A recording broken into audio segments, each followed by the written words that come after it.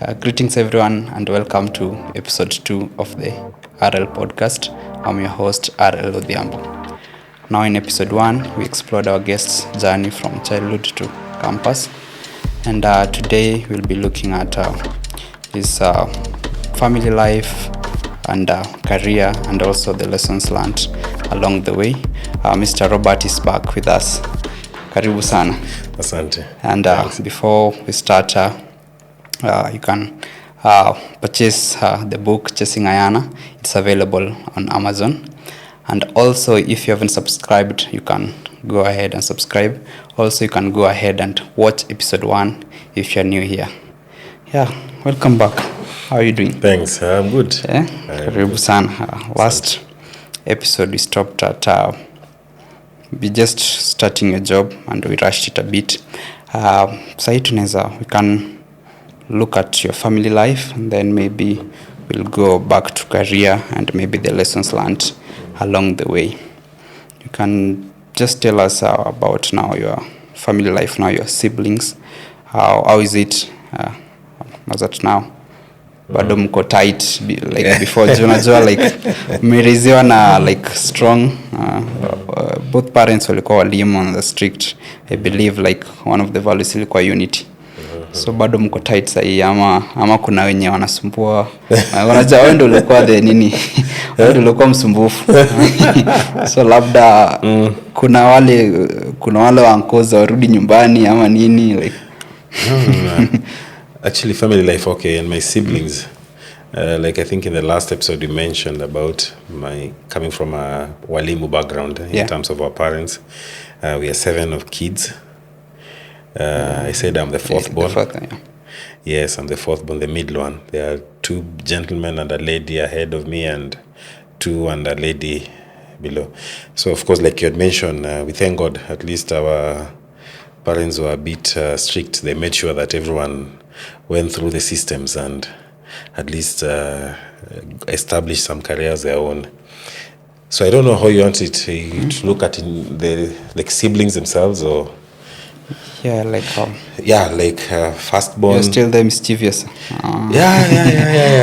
Actually, the firstborn, like I'd mentioned, I think is a chop and carry the mantle and actually led the way for the rest of us. Because of Maseno School, don't forget to mention that. You still insist. So, I'll give it in for you for now, but we'll come back to that debate. Okay. Yeah, so he in Maseno, he did medicine. He's now a prof in med. He's in Aga Khan lecturing and also treating. Second born also Maseno, and Moi did his BCom and he's currently working with one of the big corporates around here as one of our regional head. Third born, now the sister. Of course, she couldn't go to Maseno. But also went through the systems, went into Medic, and also in one of the big hospitals. Now she's there. And then I was the fourth born. Yeah. I've said my story. And then now the other one, also him, now he also Maseno. This is Maseno, and then after that, he went university out of Kenya, then came back. He's in procurement, and he's also one of the power companies in Kenya. He's in procurement. Then the other one, him also Maseno, went did his QS, and he's running his businesses in QS. And then the last one also couldn't go to Maseno, a lady. Okay. But as she's in the insurance business, also working in the insurance company. From the look of it, like all the kids like wako prosperous, like could you attribute to the parents being strict ama like the personal mtu ameamua tu ajitume ama? I think it starts with the parents because the foundation is laid down by the parent and the family, and especially this one thing I really thank God about in terms of my parents and the opportunity they got, and of course they took their mantle, God given responsibility well. and of course the strictness, the mwalimu appreciating, because it's not that they came from some good to become background, from at least some old backgrounds, and especially my dad appreciated the fact that education is the key, and he went out of his way. Unakumbuka huko tukiishi sea, most of the parents walikuwa wamejisahau, wanakunywa, wafanye kids are not going to school. But he gave it all the sacrifice, and people will talk about it even. They'll say, Dad, hapatikani places are happy. He was used to work full time. Even during holidays, he's still get some gig, because fees tulikuwa wengi. Salo kidogo, so he has to get the fees, so he has to do that, and he sacrificed, I can say. So at least we'll rarely see him in the house, but of course we knew where he is, and he's chasing. He's also chasing the best. He wasn't chasing iron. He's chasing the best. And of course my mom played a pivotal role in terms of covering up for that. And his discipline, you can imagine. And so it went well, at least. So for you, like, unaweza sema education is the key. But sasa tukikuja sai, like, can you still say the same, like, education is the key? Yeah, I still give the foundation. I believe in the same. It still gives, because you see, you need to be knowledgeable to know what you're doing.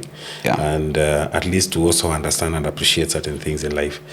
So it is, in fact, they normally say that's the best thing you can give to a kid. At least that exposure, that knowledge, and then they can build. You see, most of the guys you'll give your kids wealth, they don't appreciate it. But let them go look for that wealth. You give them the foundation. So education is the foundation. I believe in such. Okay. Now, from your parents, like, walikufunza, like, tuseme hii time sasa ulishamaliza campus, now you want to get married, like, walikuwa na some guidelines, like, lazima uwe msichana ako hivi na hivi. Unajua, like, ukitoka kwanza huko hizo sites unaambiwa usioe from this region. Or they like that, not really my parents, but those are there in the society, and of course the vibes and everything that are going around. But interestingly enough, I came from a background where my parents really, especially my dad, really didn't pay much attention to that. Of course my mom will be very picky and particular, and especially just wanting to surround us and to cover up, but my dad was a bit liberal. In fact, hata akikuwa na kisikio na kati ya dema alikuwa kwa proud sana, ana feel and because I remember, like I told you, I was a bit I think for men iko hivyo, like not all. So sengenge kasirisha madhe, and especially myself and our firstborn. At some point mother alikuwa anapenda na declare tutoa ile hawa. So you see it, but especially for me alikuwa amechoka. So uliruka the second one. Alikuwa polite, pengine alikuwa anaficha chini ya maji, but okay, unajua, so maybe akifika huko makampo ndio alianza. Mimi nilianza kama dodo from Kisii to Siaya. Umeacha demo Kisii, umeacha Siaya. No, interesting enough, hata hiyo hapo tulianza high school. Huko kama tuko primary but kwa wajinga tukijua vitu mingi, but high school, but of course wajua wengine kama wengine wote kabro mkubwa yale alianzia kai kwa kampo, mimi nilianza hiyo high school, so naona tulikuwa the same time, so category tulikuwa nayo category moja.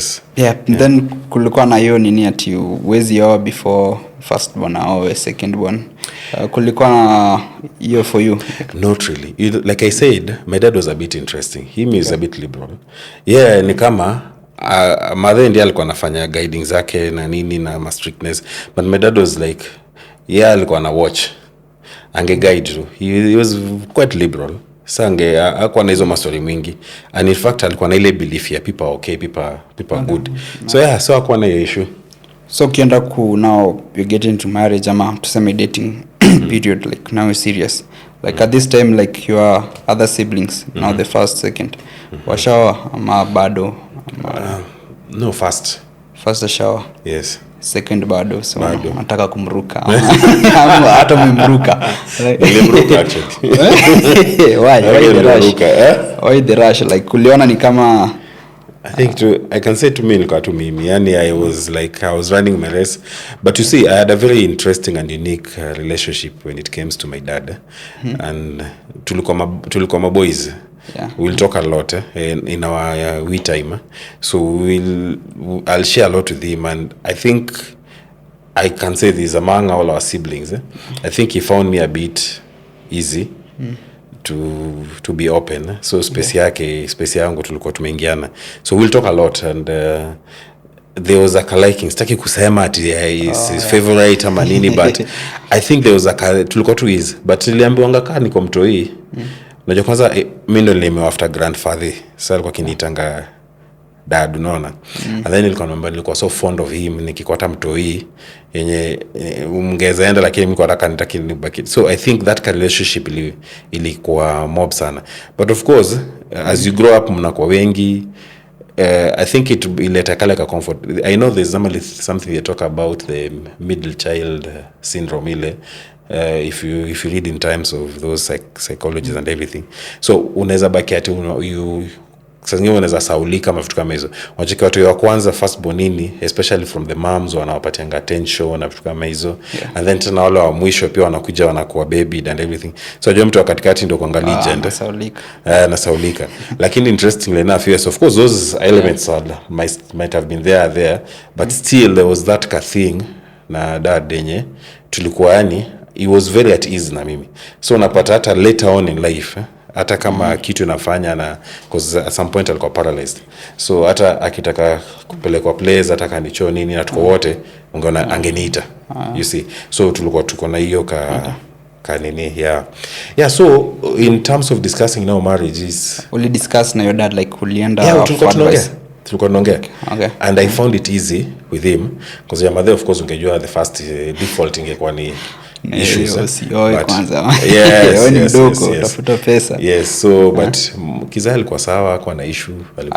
Alikupatia advice gani yenye uliona iko sawa ukafuatilia? Of course alikuwa anasema of course anakwambia story ya women. Of course I think he also used to make reference na life yake and everything.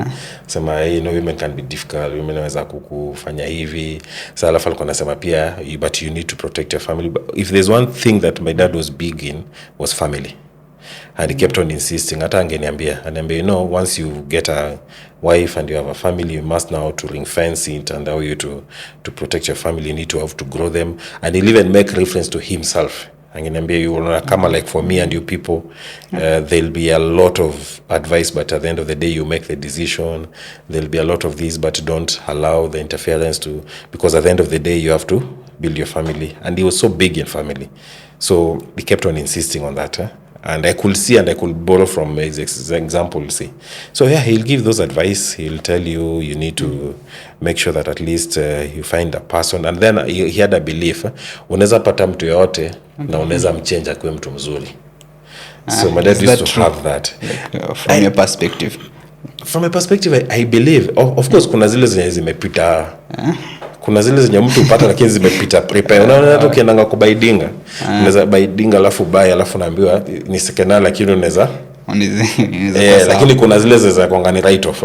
So of course Mbuyu pia alikuwa anajua hiyo. Lakini alikuwa anasema any person, they be who you make them to be, and then you best know what you want, because at the end of the day you ndo nest yako, you come home to your house. So it should be enabling for you to be able even to do other things, and especially family. And he was very strict when it comes to that.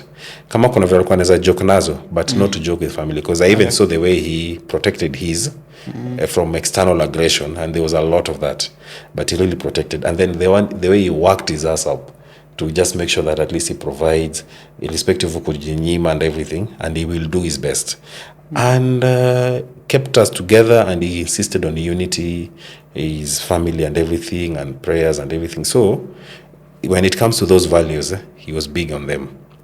And I think so learned a lot from that. Dating life yako ilikuwaje? Like you met in campus. Hiyo ilikuwa story refu hapo. Na zilikuwa mingi, so but the main one, like when you end up na sasa. We at our young age, kwanza 20s. Kuna mwenye kupiga character development ama amelikuwa vice versa.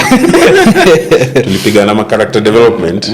Nikwambia life yangu vile tulikuwa tumesema hapo, of course pigana na character development, but of course pia mtu kuna pale upatikana kiasi, lakini si ile mimi sikuwa na ile devastating yenye naona ngazi na kwamba kama love stories zenye bwana jikuna mpaka kisoga anashinda vile analia sio nini.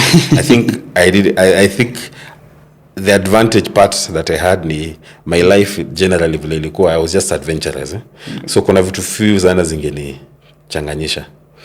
Yeah, but you see, as you come of age, if it figures a point, and especially with the counsel from people like now my dad, it figures a point unaona, hey, I need now to get serious, because anakwambia you can play around with everything, but when it comes to the person you want to be, you need to be very careful in terms of it. Might you judge not from perception ama external ama story ama nini, you judge from your own personal interaction with the person. You see.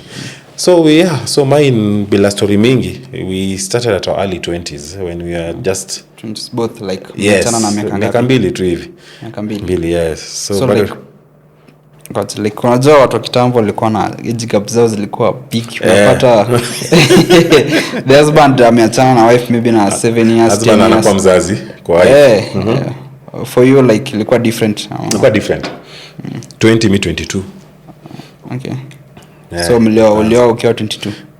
Or not officially, but ile chini ya maji ile ya your dad alijua ama your mom? Yeah, your mom obviously ajui ama? Of course nilishow mzae. Yeah, of course yeye kwanza nilimwambia.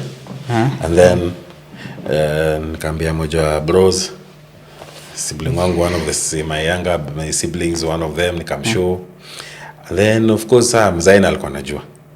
So mzae alikuwa zile za okay utamleta tuone vitu kama hizo, but we took quite some time hivyo tu, wanajua tu, but unajua yeye alikuwa anajua tu huu ni ile kawaida ya Bob, so wamekuwa wengi nikigrow up aliona wengi, so like baada yuko sure yeye alisema ikikuwa itakuwa, so cause ningekuja home, hata wengine walikuwa wanakuja home ile anaona. So but at 22 usha graduate ama hata bado unja graduate? Bado. So kwa graduation yako alikuwa yeah. But chini ya maji bado. Historia refu yetu ya kusikile but ile anaonekana tu, lakini wazazi wanashangaa chini ya maji. Yes. Huyu ni nani? Yeah, so eventually the first time nilimintroduce cha niende hapo ile sasa ile officially nilikuwa tumeenda makumbusho ya grandmother Ushago. So nikamwambia twende. So nikamwambia ujaenda kwanza tutalk na yes like but 22 bado umeinsist ukiwa 22 like year ni gani, like 2000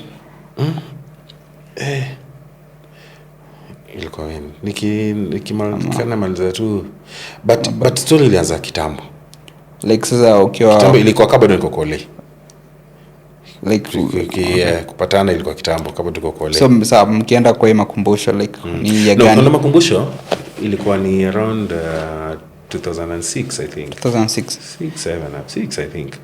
6-7 skumbuka. So time mko old mkienda like sasa unamintroduce like official? Hata si introduce, but that has got in introduce.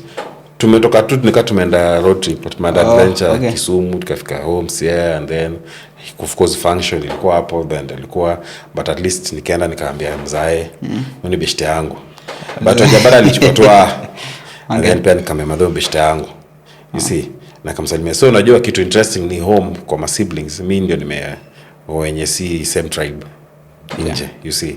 I think iko tu na the same thing. Serious too bad like yes. Yeah, so iliko ile formal si formal, but nilikuwa pia nikaa kupita. So later on sasa ningepigia mzaini mwambie ule nilikam naye na nataka kwa serious because nilishaanza ku feel point yenye. Na hii time like nini dem akupatie pressure like introduce vizuri ama moja kitu interesting na wife yenye nilikuja nikamlaika akwa ana stories ama hata kwa hiyo kujana wetu leo utoi akwa na pressure mob. Alikuwa tu because pia alikuwa na come from a very humble background, very humble. So I think pia life ilikuwa imemhit zile za vitu mingi azimshtui. So alikuwa tu down to earth, naive tu hapa, down to earth, ana story mingi, ana pressure mingi, and then anisumbui. So kuna sumbuliano wengine, but ikifika huko so dem atako lewe usisumbue. By the way dem wanafuatwa, wanachesiwa wakitaka nini apane tu peace na support na ache kwa ambitious, but she was totally down to earth. Hakuna hizo ambition. Wachikizo siku hizi the youth you get a chick and then material and you want to fanya nini. Me I didn't. In fact zingine nilikuwa nashtuka. Hata naweza taka nimengangana juu siku bado ni hustler. Tafute kadora ka 2000 fulani ka 3000 acha nifanye au tufanye. But unashindwa huyu hata aku impressed yani yule hata unaweza mpata hata kuuliza ni ya nini unaona siku hizi inaweza kana maybe maybe yeah, so it was very interesting so eventually so unasema sawa I think we proceed of course sasa now I don't know into my family like first kid so, umepata first kid I have three kids wa kwanza iko kole tuambia like ya gani like bado ukiwa 22 ama ukiwa 23 but of course bado ulikuwa young. How was it like the experience ilikuwaje? The experience was interesting. I think it really matured me so quickly. Okay.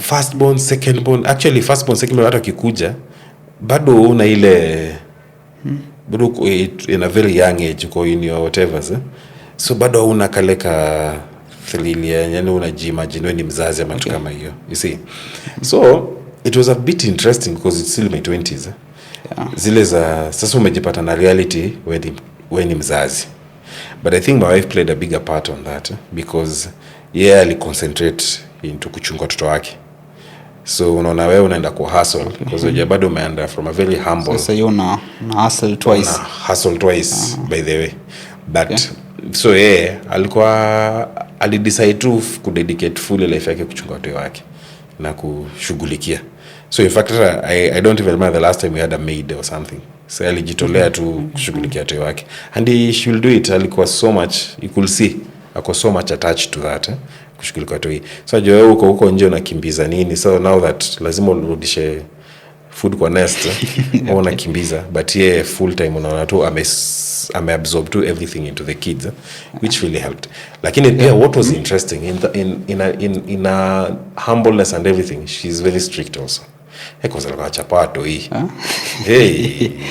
sasa mpaka inabidi unakaa to the rescue alikuwa unachekema anawachunga anawapenda which is something good with parenting I can say about it which is my other I don't know how to call it conservative kind of a perspective when it comes to now me as a parent tulilelewa hivyo na kiboko na nini na even in my house there was kiboko so like okay next question ilikuwa nini kwenda hapo like parenting like tuseme style yako like umeadopt from your parents ama like borrowed a lot from my parents I believe in lazima kukuwe na discipline especially to kids lazima kukuwe na discipline lazima unajua hiki kitu yenye una notice watu wao na kwa baby ile unaambia mtu yeye anakujibu ama akataa anafanya nini to me where I came from my background I don't relate with such you see so though as much as I might be a bit conservative in terms of kutaka pia umekuwa conservative juu wife yako juu ama like umeamua tu kwa hivyo no because I believe it I have seen it I've tested it I have seen that's where we've come from and that's where at least has made us at least stable and hatukuliwa but it made us and you see and the love was there and togetherness and everything is there so and I really frown a lot to situations where I see watu wenye unaona tu mtu yuko spoiled unaona ile unaongenga tu spoiled kid sisemi ile spoil ya legend ile ya mtu yetu lakini ile tu spoiled ile mtu anaweza jibu mtu vile anataka anafanya nini I don't believe in that so how we raised ours is like of course I was a bit strict and of course coming with the values from my parents and all that so I believe like there's certain things there's where you draw the line I would really want to wajua pia nilikuwa na learn examples kama gani like where you draw the line like where it comes to the basic values kama ya respect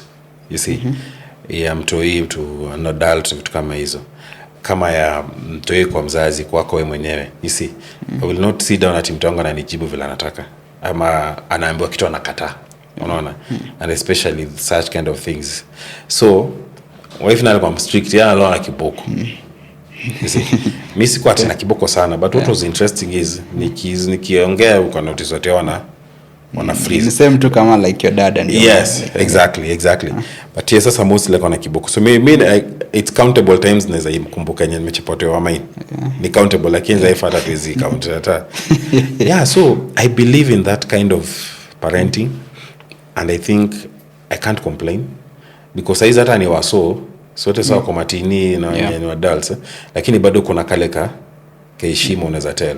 Because hata mpaka leo bado na believe mtu wangu siwezi mwambia kitu ati ni jibu vibaya ama niambie nini, hapo tuko sana, unaona. And pia siwezi ona akijibu mtu vibaya ama na ongelesha mtu vibaya, hapo pia tuko sana, you see.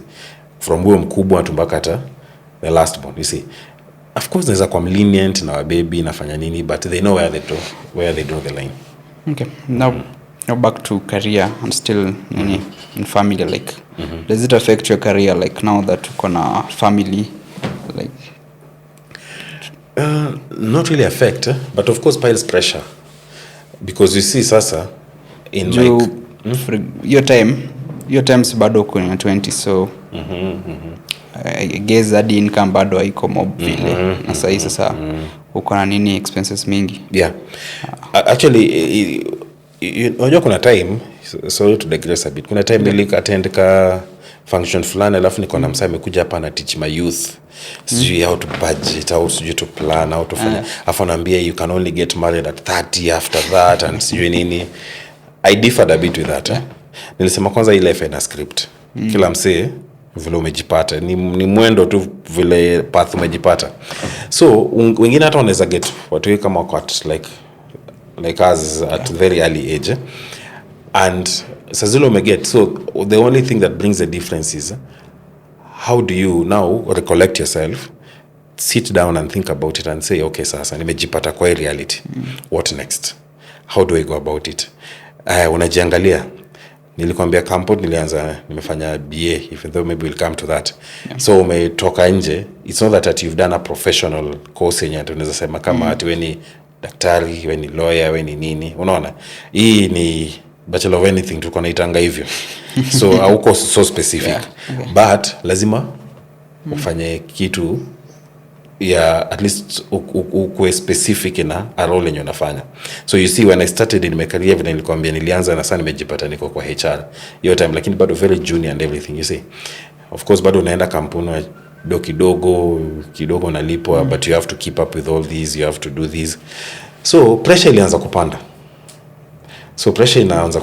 Because sasa hapo kuna dem ndio huyo yuko pesa ni kidogo una cop up, lazima cop up. And that's where I thank God actually. Ujenge kwa dem mwingine ningechizi. At least huyu mwenye yuko vitu mingi azimshtui. So hata kama you don't have much to impress. So time mnaishi wapi by the one bedroom mama bed sitter? Interestingly enough, hata baada tukua sasa tunaishi kwa the same house. Okay. Yeye nimemgetia ka bed one bedroom place fulani. Mi pia niko kwa pia bado vitu haziko formal. Okay. So lakini bado nalipa hii rent. Imagine sasa pia nalipa rent 2. Mbona ulipe rent 2 na unaweza, you see, because you know where the conflict was. If you want to, I was like, if I'm to do something formally, now again my dad. Okay. I'm like, I need to at least formalize something, you see. So kuna kale ka kitu kanakwambia we can still make do, unacheki. Sasa unajikuna kichwa sana nifanyaje, lakini sasa siwezi hapa responsibilities. But at the same time you wanted, if something was to happen, it needs to happen formally, una get ama unless kitu tu unaona. So but I was comfortable, but nilikuwa na hustle, unaona. Hii time sasa ndio time uko nini, hauna job, uko self employed? No, nilikuwa nilianza job after nikaenda self employed. So nikaamua ku entrepreneur. Tulizunguka hii place tunaambaka Sudan. Tuile tuna hustle. Okay. So but the hustling part of it was just for 9 months. And then biashara ni ngumu. Na entrepreneurs pia ni noma. Your toughest moment hapo kwa nini? Nakumbuka tuli get tender fulani. Tuka get tender,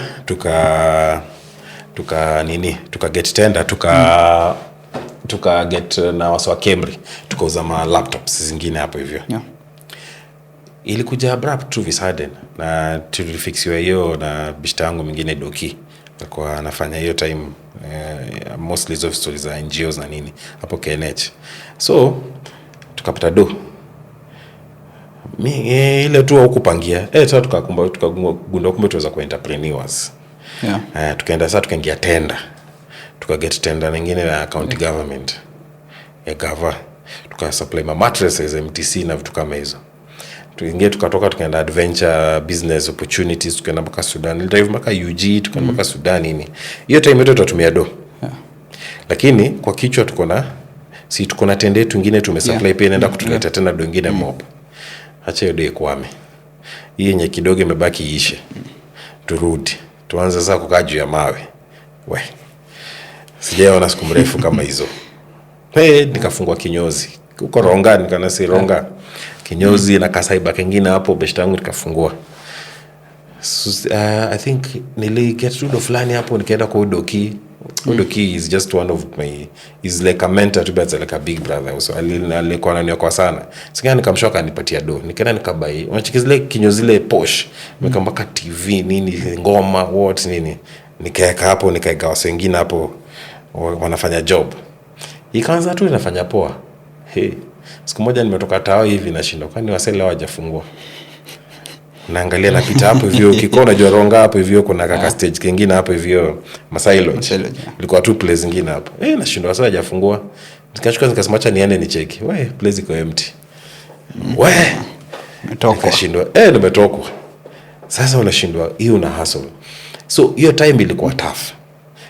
Nikaenda nikajabu kuzujua sasa unajabu kusurvive, unajabu kuona hiyo 9 months na kushoto. So eventually dili try vitu mob, but vitu zikakuja zikakuwa tough kuzujua zile una try lakini unacheki sana kuangusha.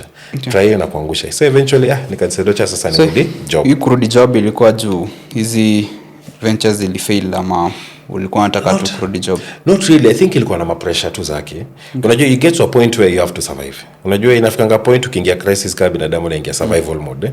So anything that comes, but I can attribute it more pia to Kismat. Sijui kama itaeleweka nikisema Kismat na hiyo ilikuwa shenye yetu. Kismat ni luck. Hiyo wazazi wangu. Kismat ni luck. Ni luck.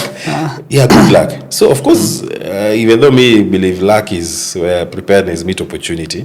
So naweza kuwa nilikuwa prepared and then opportunities kakam. So ile you trying in everything. Beshtangu mwingine akakuja kanisho amepata job cost nini, nikakumbuka yeye mzee pia anaweza try stories za job. Nikamwona amepata aje, akaniambia tuma tu kwa hizi ma sites za au ma recruiters ama nini. At the same time pia mwingine anakuja ananiambia kuna kabiza hapa nini. So you see inafika point una float, unashindwa confident na feel life will happen, but on the outside you're really not sure what exactly will happen. So hapo ndio sasa hata naweza sema career yangu serious ikaanza. So hii time ukiapply job like una apply specific? No. Mimi msali nilitumia site akaniambia niweke. Ilikuwa na recruiters wengine tu wako along hapa Mombasa Road. Nikaweka huko. Akanitumia wengine. Yaani nilikuwa zile za there's nothing to lose, acha tu niwache. But I am still completely nimefika ile scenario yenye niko lost. But what was interesting, maybe these I'll have to say. You see me, I've stayed, and especially my siblings wenye wananifuata. Nimeishi nao. You see. So this time yenye nilikuwa job kabla niache nianze ku hustle. So nimeishi na bro mwenye ananifuata. You know, for this a bit of like a relationship, wale wenye wananifuata, I am so compassionate for them na ile una feel like niko na responsibility. And of course wengine wakubwa niko na ubeshti, unaona. So kuna kale kind of relationship. So mwenye ananifuata saa alikuwa amemaliza kole, saa amekuja. Then of course automatically I find easier kukana mimi than because unajua hiyo gap na wengine wakubwa sana find easier, unaona. And then mimi nilikuwa na ile kumspoil tu cause na feel napenda umse sana, unaona, namspoil. So tunaishi naye, nafanya job. So hata after job imekatika, kabla job ikatike, so unajua ile za unaambiwanga una spoil umse, hata gari yangu ya kwanza alikuwa nikaa yake. So time una manager kumspoil na bado uko na family like no kuspoil hata si lati big time. Ni ile tu unaambiwa tu wewe msee inafaenda after job unasema hizi achana iko poa, mimi si na complain na tunakane. So what was interesting, like fate will have it. Ita sasa hustle nimefika juu ya mawe akaget. Akaget job, unaona. So si tuna stay Ronga. So unacheki sasa at least ame take up hizo ma expenses. Sasa mimi sasa na hustle na I think that bond and love is so strong, unaona. Because badange ni mdogo wangu lakini bado unaona na notice anaweza kukuchotea hapa hivi nini. So you see life feel kuna move. So hata in the midst of hii cause bado niko na academy, niko na hao nimemlipia nini vitu kama hizo, but life ina move. At least singeweza kufika ati nimekwama. Sasa sema life yangu nimefikanga place ati sasa nimekwama, unaona. So eventually nini msaka niambia tuma hizo CV, then I get a call from nowhere at interview. Sijaenda interview ati serious ama kitu kama hiyo. So si nikaenda hapa Mombasa road hapo Vision Plaza, wakaniambia wana recruit client fulani iko Coast. Nikamwambia Coast. Unajua role ama wewe umejipeleka tu HR wana recruit. So wakasema client anakam, watani call the following week nini. So I am still lost. Unajua ile you're not even paying attention to any particular thing in life. So you still lost. Asema ikikuja sawa. Ile kitu and anything that comes plays in front of you iko sawa. To me I'm just okay, just moving on. Then after a week akaniita tena, they met with the client. Mimi hata sijui cause hata niko bado blank per se, but nikawa ni like to. Na sasa nikaenda nikaanza hiyo job nyingine sasa ya HR kama HRO. Hapo ni wapi hapo sasa? Hiyo ni Coast. Company inaitwa Pwani Oil. So hii time umeama na nini? No, niliama peke yangu. Umewacha huko. So nimeacha huko, nimeacha bro pia Ronga, so nimeama. So bro wangu tena mwingine small alikuwa sasa by that time yuko Coast. So unajua sijui Mombasa vizuri bado. So kwenda of course sasa nikampata huko, beshta yake mwingine alikuwa na stay hapo tutao. So si nika move in because yeye pia alikuwa na stay na beshta yake.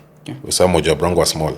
So nikaenda nikastay beshta yake mwingine hapo meanwhile coincidentally pale beshta alikuwa na stay na pale ofisi iko nini hapo Majengo hapo Mombasa hapo town, ni just a stone throw away.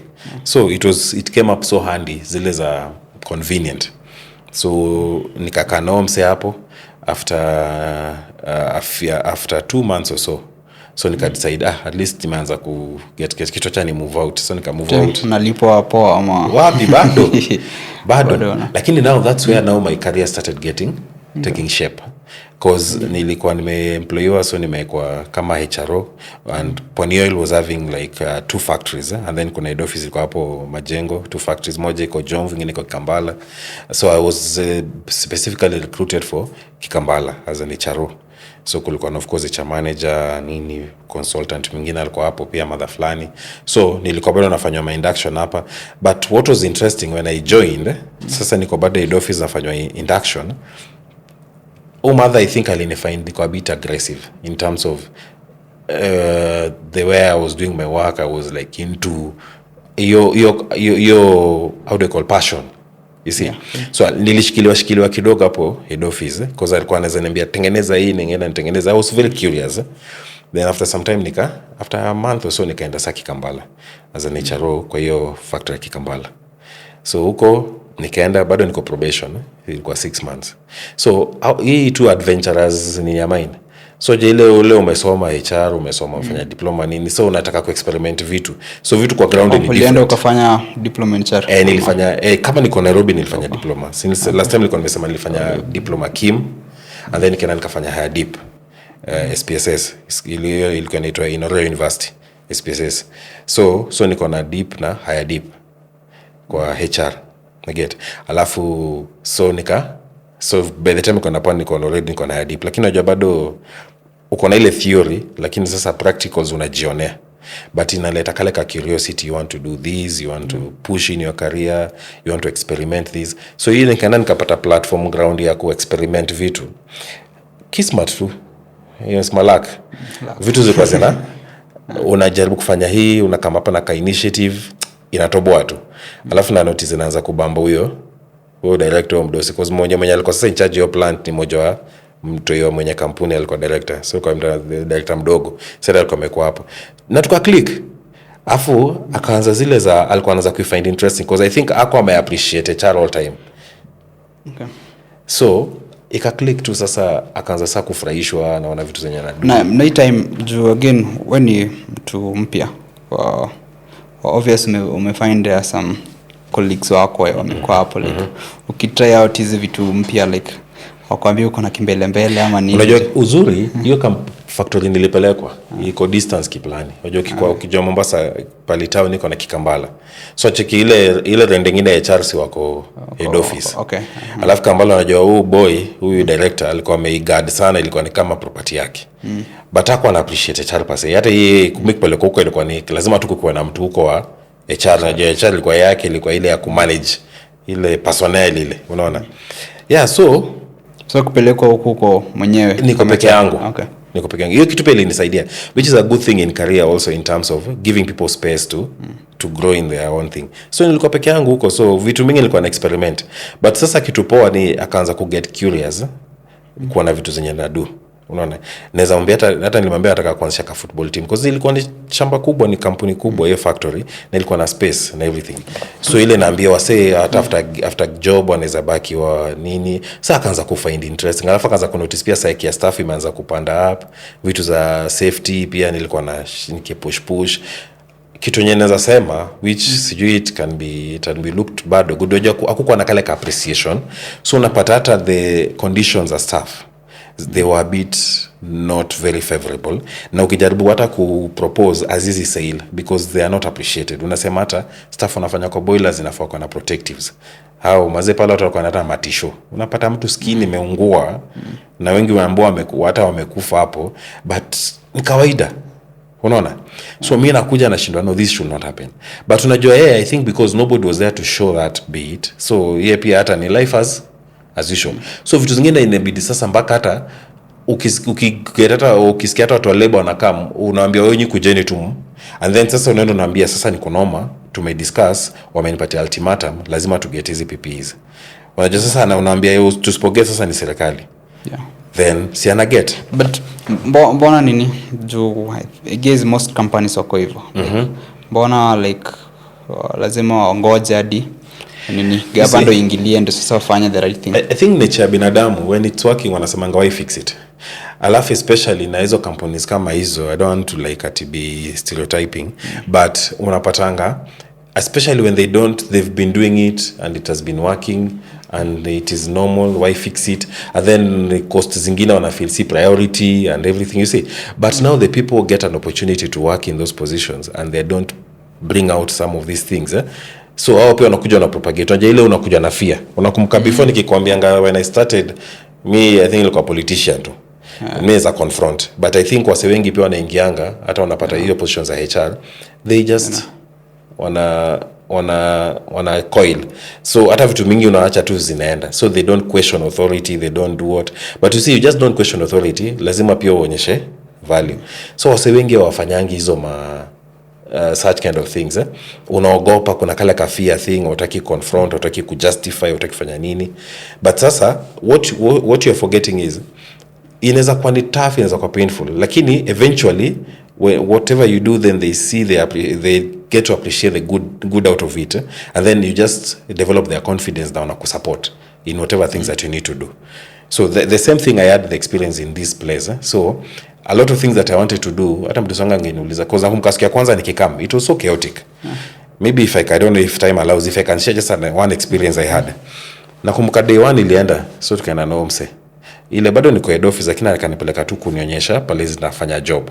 So akaenda kanizungusha, nikaona it's a big factory, unaenda mpaka na ile cart mkifika kwa nini mnaendesha hiyo. And then akatoka akaniambia tutarudi head office after because ilikuwa morning, lakini akana meanwhile because kuna job atakufanya naweza enda tu nitembee. And then unajua pia uli notice hata mwenyewe anakaleka appreciation kwa HR pasi. Ndio sasa anafanya formality. So si nikatoka mwenyewe nikaenda kujitembeza mwenyewe kwa factory. Ungedhani ni shule ama ni military ama sijui ni jela. The way even the guys were being handled. Kuna wengine place zingine kwa napata hata supervisor wanagonga mtu. Mateke hizo vitu unasikianga hapa nje, it is real. It was chaotic. So nakumbuka nikaingia kwa plant kamoja hapo. I think vile nilizunguka na mdosi, huo mdosi wao plant hakukua. So nikikuja mimi nimeingia niko curious, ilikuwa ni bio plant. Niko curious na naona vile hizo machines zinatengeneza hizo chemicals. So si nimejipeleka hapo na watch. Omsali nitawaambia. Halikamu. Uzizo hata juu ni nani, hata appreciate ni other than tu ni outsider. Mimi niambia hapo kwanza mtu ifai ingie, hata ifai ingie na simu nini anapiga kelele na nini kamera kadogo tu. Ametoa. Mpaka nikashindwa hii ndio place yenye msana kama kwake. Unaona? So si nikarudi tu sasa, nikarudi tu kwa ofisi. Kwa sababu nikasema hii place hata ni toxic.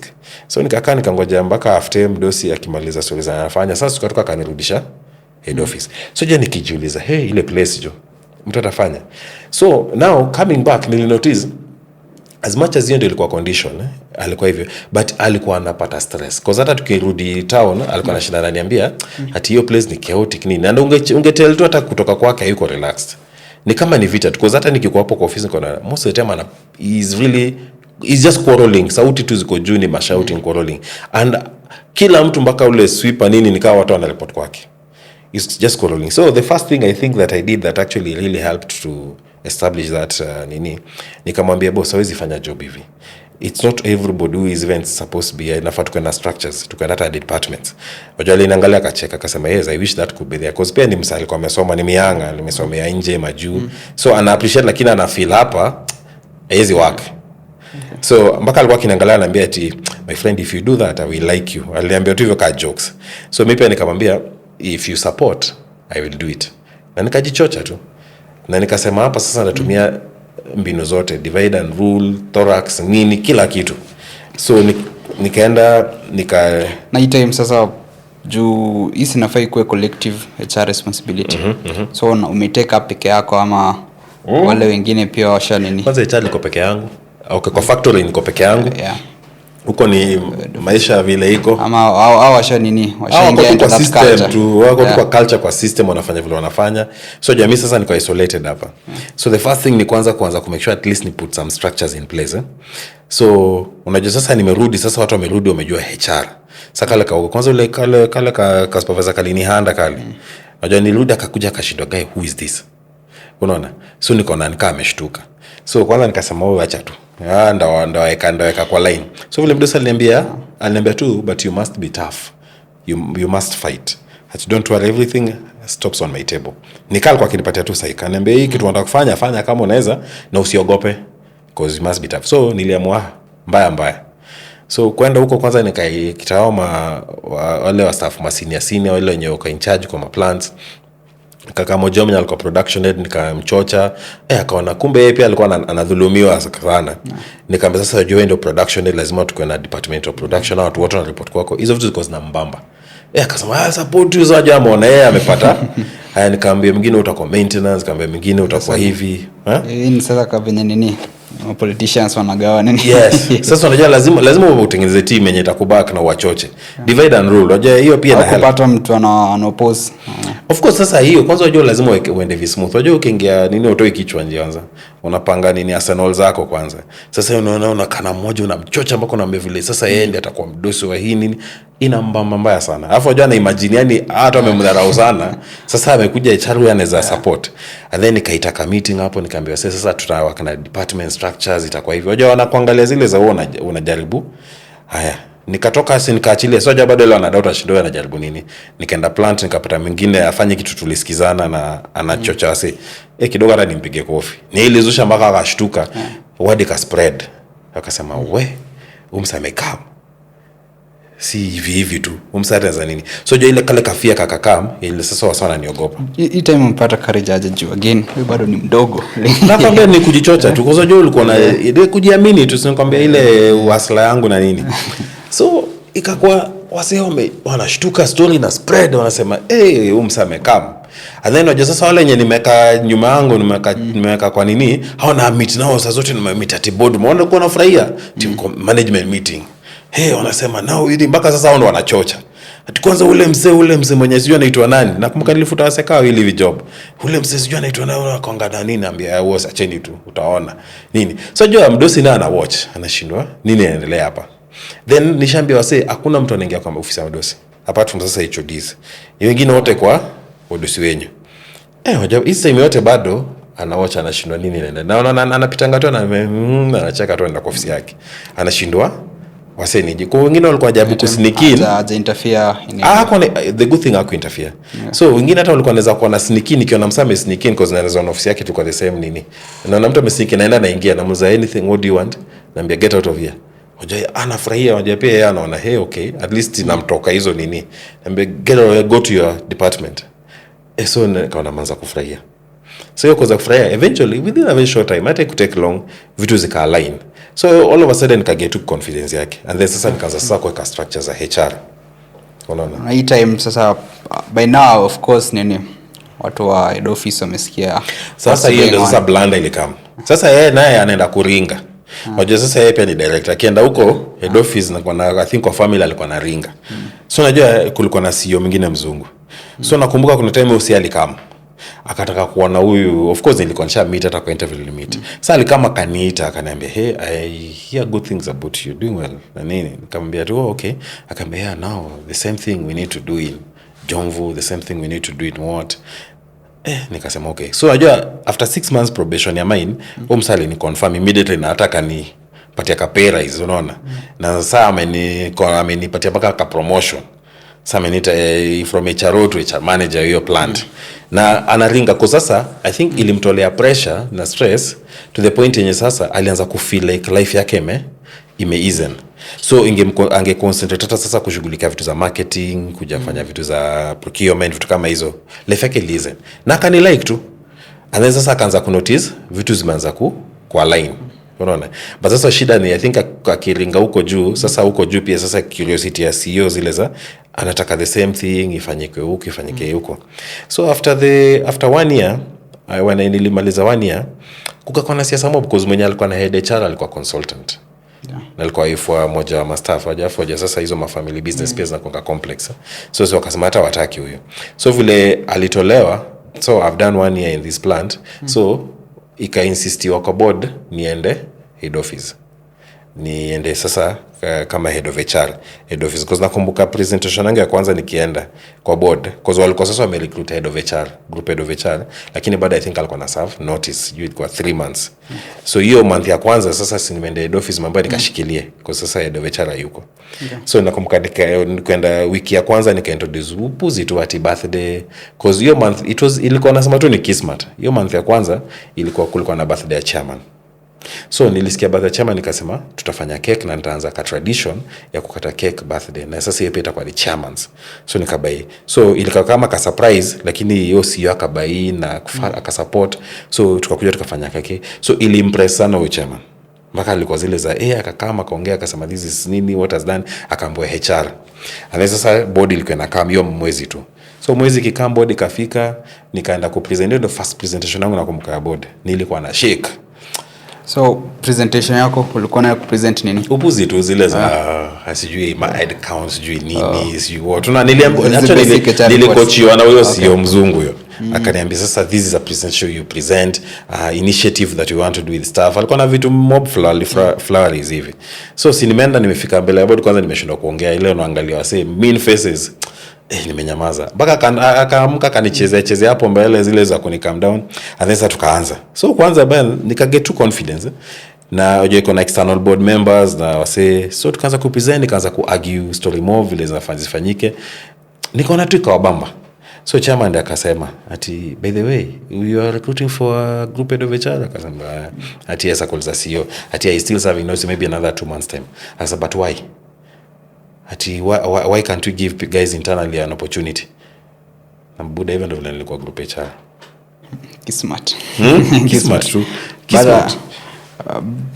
But again from support ya nini? The boss or yeah, of course support your boss. Assume your support ingekuwa like ungefika hapo. Not really.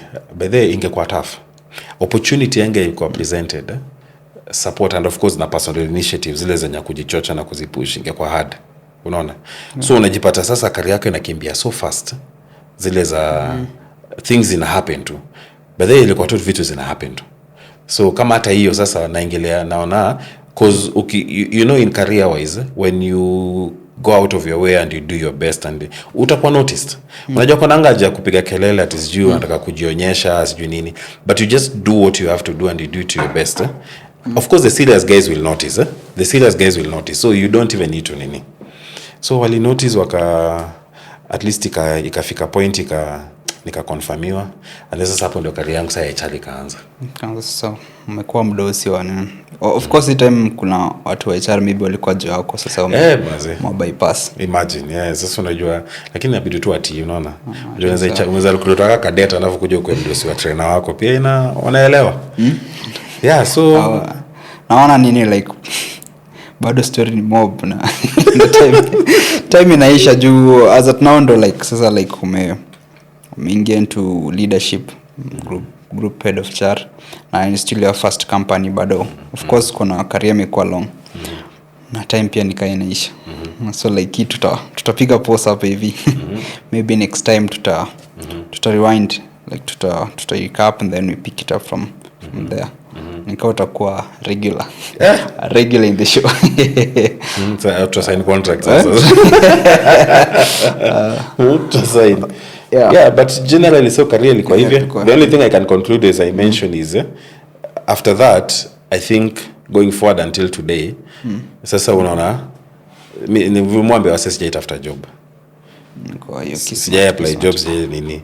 So hata kutoka hapo hata unapata kasimu unapigiwa au headhunters wanakuita hii the next company nikaenda then tunapiga next company tena mpaka hata hii yenye niko saa hizi. So unadhani ni juu nini? Juu hizi kwa tu ni kismart. Obvious kuna force behind it. Ni God. Watu wanasemanga ni God. No, ni God. So lakini pia ni ile I think okay, there's something tunasemanga the positive energy. Yani ukijiamini ukifanya kitu and you just put your mind into something, things just follow through. Okay. And then of course the normally kitu yenye kizaya alinifunza budangu alinifunzanga kitu moja akiniambia philosophy. Alipatenga philosophy 3 akaniambia prayers, discipline and hard work. Akaniambia anything that you do remember those things. So hiyo pia inakuanga kama policy Kenya kana kwa line. So alafu vitu zinapata tu zina align and then bidii tu. Hoja pia psych ile kufanya vitu just whenever you are given something to do just give it your best and do it. Na kujiamini pia. Na inara kwanza unajua kuna narrative yenye sijui Gen Z wana psych wanafanya kivyao. Obviously ni charo na wana deal na a lot. Hiyo story ya Gen Z. Acha some of these kama case example vingine na feeling ni social contracts contracts zile za unapata there's a lot of hulabalu about Gen Z. Si mnakulanga si mnasikianga njaa na si pia na nini hiyo food inatoka wapi? Si mshahara tu na mshahara inatoka wapi? So unajua kuna kaupuzi kingine kako hapa hivi alafu kisha wasawa na wana brainwash wanaambiwa sijui. So I believe na unajua saa zingine pia I think the society becomes a bit unfair on Gen Z but kuna ka picture nyingine kana paintiwa zile za Gen Z kwa hivyo siku zetu tuko namba millennials. So kuna watu wengine wanapanda busy sana. Kuna wa clever hata hapa nje wanaanza sijui how to deal with millennials bana kamnaka ka program mpaka inakuwa na ma conference mpaka workshops na make do how to deal with millennials, how to deal in. Sasa unajua it's kama ile business ya kweli. Sasa mzee hata kamsaka saa hizi ni Gen Z how to do what, lakini when you sit down and ukanini poa sana at times inafanya mpaka hata Gen Z wana lose opportunities, you see. Because there are so good people that can take their work seriously na wanaweza grow big, anaweza fanya vitu, but unaona tunawapatia ile unyonge zile za vitu kama hizo. Sisemi sijui kwa nini naiona hivyo, but mnaweza kama unapinga, but mu feel kila msee msipinge kuna vile msee anaweza hakunanga bala to concentrate a lot into vitu zenye non-constructed just make sense. Wacha wasewa kwa what they are, wacha wasewa wafanye job, wafanye hata Gen Z kuna wenye wako better than millennials na kuna wenye wako serious na jobs than hata millennials. So chiki tukianza kuweka utu tumae to shell tu nini kwa job but nani, I think tu ni constructing ile tu mtu anataka tu ku create narratives na kutengeneza job zake, unaona. But I believe hakunanga kitu kama ati I don't know, sijui naweza isemaje ati Gen Z's ati how to deal on a delicate in manini. Of course kuna to an extent but inakuwa over exaggerated to the point yenye sasa hata kama mtu akukua hivyo sasa inabidi akue. Wanna get yes.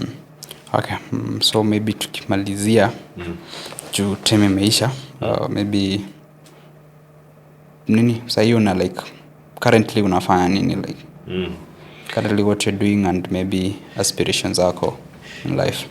Currently, I think that's another whole topic, but just like in summary. Unaguzia tu. Yeah, just summary. I think, of course, there's still HR as a group head of HR for one of the big corporates. That is one. Of course, nafanya hustle zangu pia, consulting. Like nilikwambia, nilirudi tena shule, nikafanya masters ambaye, nikafanya tena degree nyingine ya law. Tutapiga stories nyingine. Lakini sasa hiyo on the part of the consulting pia, I do a bit of that. Unaona, to different companies na vitu kama hizo.